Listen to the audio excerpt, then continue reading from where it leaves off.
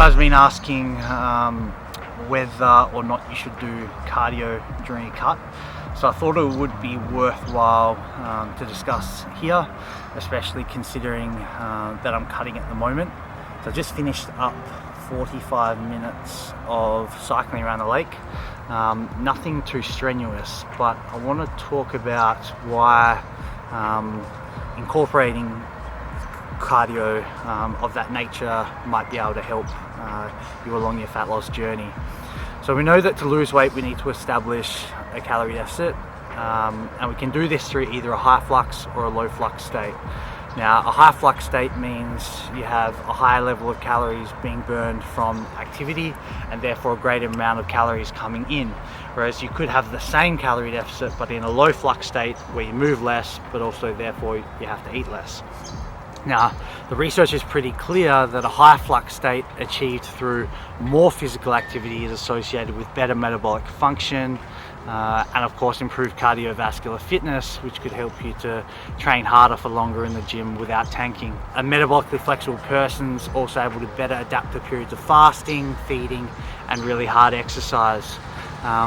What's even more exciting is the research shows that higher flux, meaning more physical activity, leads to increased satiety and better appetite regulation, which is most likely going to reduce your cravings and make adherence to the plan a little bit easier.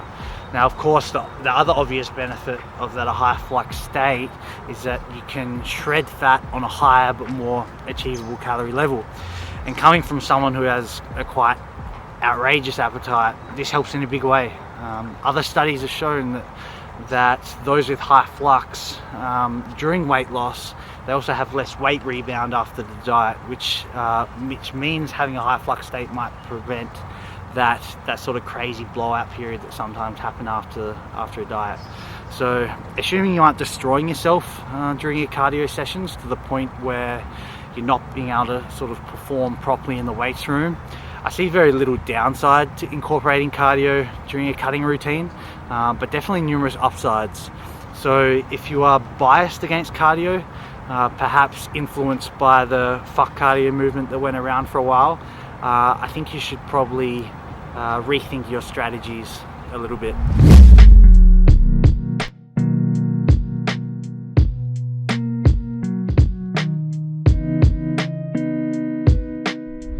Received a lot of comments about how I track some of the meals that I eat out at restaurants. So I thought this would be a good opportunity to show you exactly what I do when I'm going out to have a flexible meal.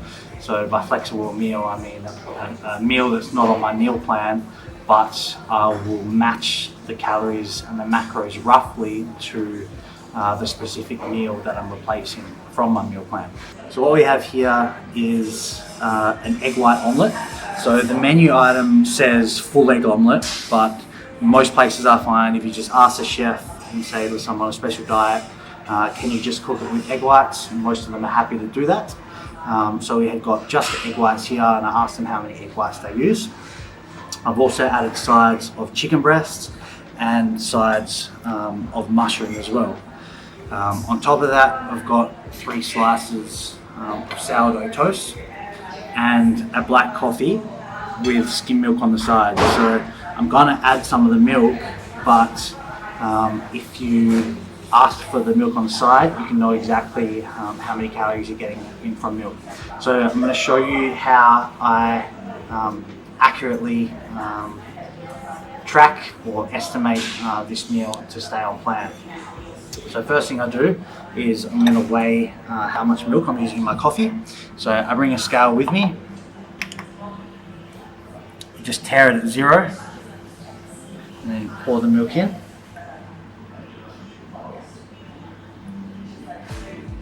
Weigh it again, 44 grams of skim milk, so that's the first part. Then I'm going to weigh my toast. So I tear the scale, weigh the toast on there. This is just sourdough toast. We've got 146 grams of sourdough. Then what I do is I weigh the chicken breasts. So I tear it again. Just pop it on there. So I've got 88 grams of chicken. Now, this is a pro tip, but what I like to do is, because this chicken's cooked in oil, you just give it a light patting around to dab off the oil. And research has actually shown in a study that when people are served a pizza, just patting the top of the pizza with a napkin could reduce the fat content by up to 40%. So that's just like a really simple way to save some of the calories. Now, the mushrooms here, that looks like about a cup of mushrooms. Now, mushrooms are quite low calorie, so even if I'm off with my estimations a little bit, the calorie difference is not going to matter too much. So I'm going to estimate that as about a cup of mushrooms, and I've asked for no oil on the mushrooms, but sometimes I use a bit of cooking spray and things like that. So in my tracking, I'm just going to add an extra 5 grams of fat macros onto that to get the total. And then apart from that, I'm going to use a rough estimate for the vegetables used. Again, I asked for no oil to be used, but I reckon that's going to be around 150 grams of cooked mixed vegetables. Again, mixed veggies are quite low cal, so even if I'm off by 50 grams, it's not going to really matter. It's going to be 5 or 10 calories tops. Now, as the final little tip that I do is, just so I don't have to rely on any sauces that are mixed in, I bring my own sauce. This is just quite a low calorie tomato chutney. And I'm just going to tear that again.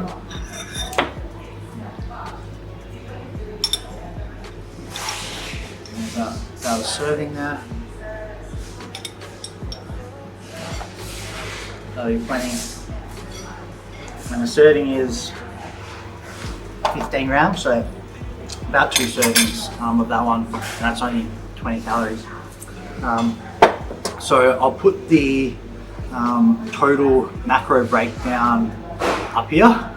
We'll put a screenshot, and I'll show you exactly how I inputted this into MyFitnessPal, so you can see what it looks like. But yeah, hopefully that helped you guys a bit, so you don't feel too stressed. If you have to go out a restaurant and you want to stay on track, it does require a bit of planning. Bring sauces if you want to, a little bit of scale weighing, and some special requests to the chefs. But I think that's a happy trade-off for being able to sort of go have some social meals at your favourite restaurant and whatnot while still staying on plan.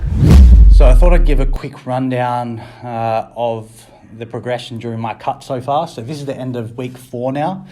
I'll put up just here a graph of my daily weigh-ins so far.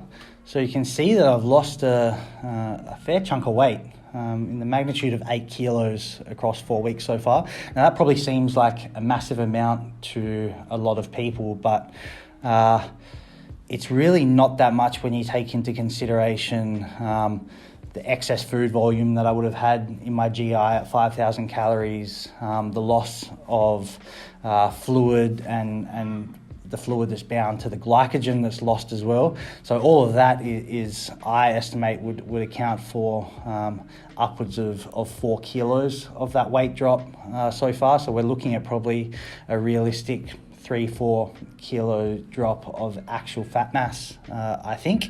And you can see by the graph, the weight loss has already been starting to slow down, which gives me the impression that sort of glycogen levels and fluid levels are starting to stabilize, and now the changes on the scale from here on are going to be more reflective of actual changes in my fat mass.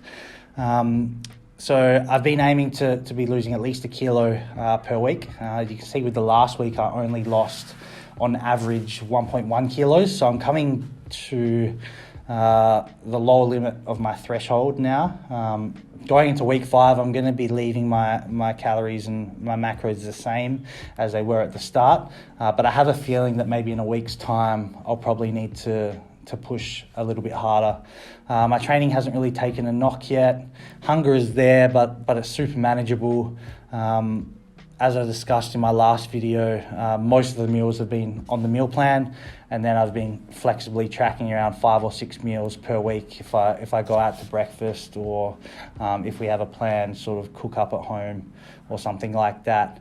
I'll be continuing to lose 1 kilo a week up until sort of I have abs and veins, because at higher body fats, going sort of quite aggressive it doesn't really have too much downside, because body fat has quite a protective effect over muscle mass. So you're not really at any risk of muscle loss until you're down at those lean body compositions.